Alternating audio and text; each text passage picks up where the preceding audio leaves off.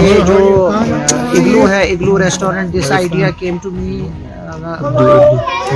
जब मैं ट्रैवल कर रहा था स्विट्जरलैंड। वहाँ बहुत सारी ऐसी रेस्टोरेंट हैं।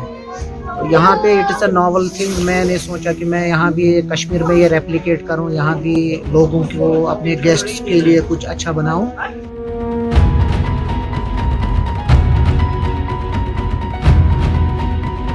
के लिए हमको 15 दिन लगे।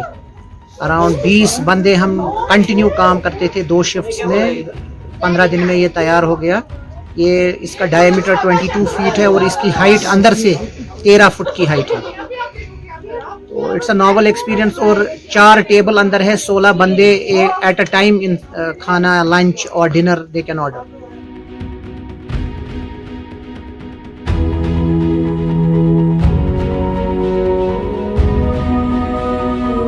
बहुत सारे फ़ोन आ रहे हैं, बहुत सारे डेट्स पर हमने ऑलरेडी सोल्ड आउट किया है ये। तो माशाल्लाह it's a very good response.